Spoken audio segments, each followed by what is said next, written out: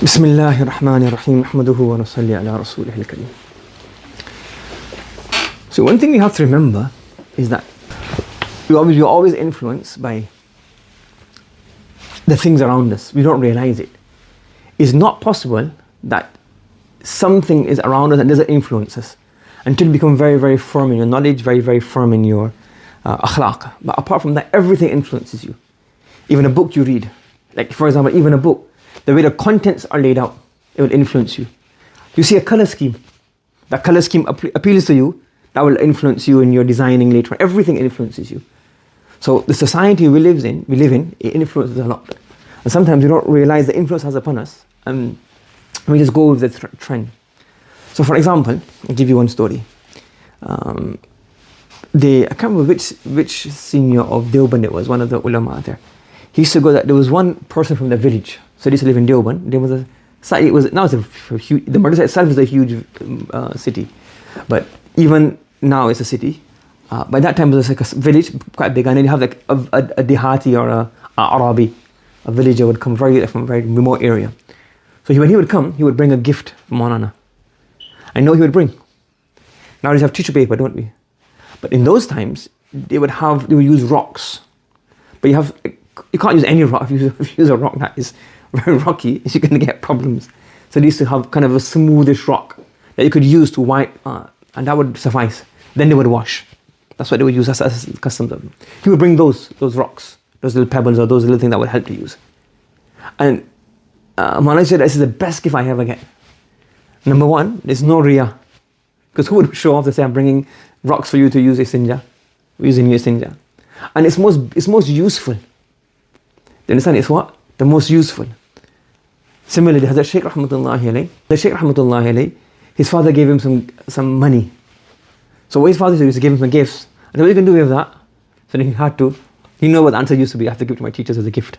So his father gave him that intention, but he gave it to him, so he gets the habit of giving his teachers gifts. So he said, so his father gave him some gift, for he did something, but to give him a gift. So what you can do with this? So he said, okay, I'll buy some mithai for my teachers. He said, don't buy mithai. If you buy mithai, what's going to happen with the mithai? Mithai is sweets. What are you going to do with it? How much mithai are you going to eat? They're going to get it, cut it up, give it to everybody around them. If you want your teacher to use your gift, what you need to do is buy some sugar. If you get sugar, what's going to happen with sugar? They actually use it. They use it in the tea. They use it in something else.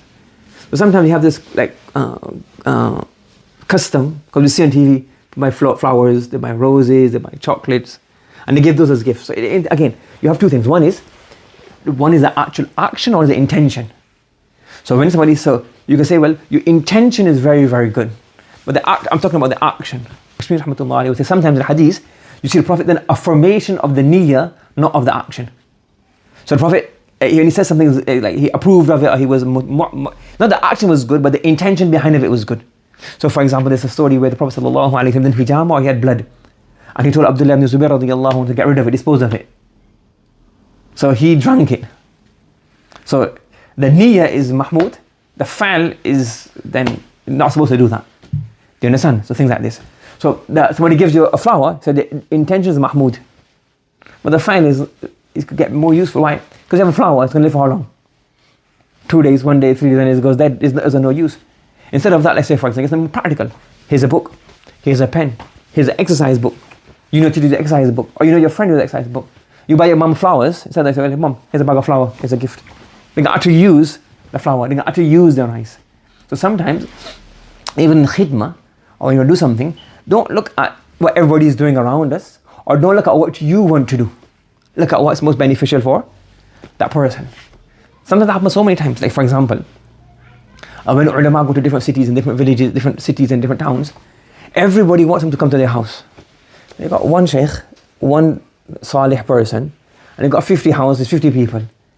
If you go to everybody's house for 20 minutes, how many hours are going to take it up? I mean, they'll be knackered, they'll be shattered. Do you understand? So you want barakah, and for your barakah, you're taking them house to house, to place, and what's happening?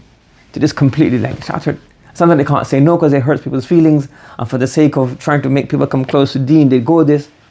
So if you say, no, I wanted to give you dawat, but I couldn't give you dawat, so here is £50 as a gift, or £40 as a gift.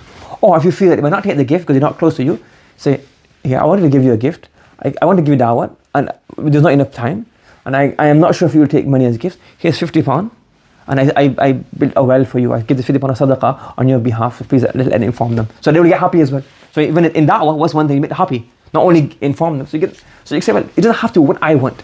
There's a story, either here, Mufti Sahib mentioned it somewhere else. He said that Mufti Shafi Sahib went to visit Maulana Ilyas Sahib rahmatullahi alayhi. So Maulana Ilyas Kandhali rahmatullahi, he's the founding father of the Jamaat movement.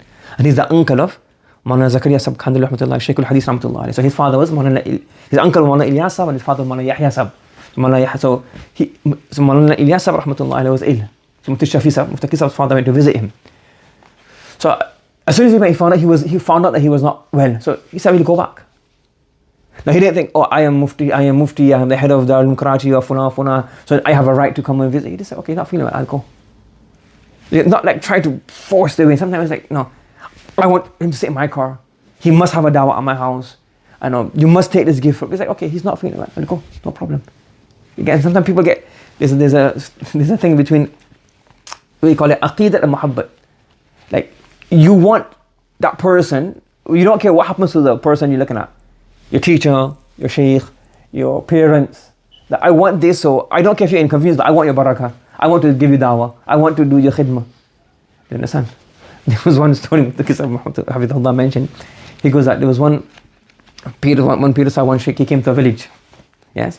So when he came to the village, the people said, that you have to stay. So he stayed for 1 week. He said, no, you can't go. He said, you can't go. Right? So then he said 1 month, 2 months, 3 months, they won't let him go. So he said, please, this is obviously a joke. He said, please, I need to go. So he said, no. So then they imprisoned him. They imprisoned him. He said, no, we want your barakah, so you can't go. So then afterwards, somebody said, no, what if he escapes? What if he escapes? This was a joke. What if he escapes? So they said, let's just, the Qur'ani of him, let's just bury him in our village. Let's bury him in our village. We bury him in our village, then his qabr will be in our village as well. So you got aqidah, you want his barakah, but you're not causing him ease. Do you understand? So look at what's most beneficial. Not for yourself, beneficial for the person in front of you. That's what's called khidmah. That's what we call ithar, that what you want, what the person in front of you wants. So you can get a gift, you got flowers, the flowers are useless, they're going to just stay, and they're going to die off. You say, look, so instead of £10, if you said, here, this is a bag of flour, this is a bag of wheat, this is a book, this is something else, or this is a voucher, you can go buy something you want. Or even people find giving cash, a bit embarrassing. I'm not saying this to get gift, but I'm just saying is, we should look what is most beneficial. Don't look at what everybody's doing. Oh, if I give that, harun it will talk up. We can't give this, it doesn't look good. That's not a gift people normally give. It has to seem something that is something that's well wrapped. So instead of spending £2-3 on wrapping, just add a bit more. You understand? So this is something to look at. Look at what's most beneficial for everybody. Don't look at what people are doing.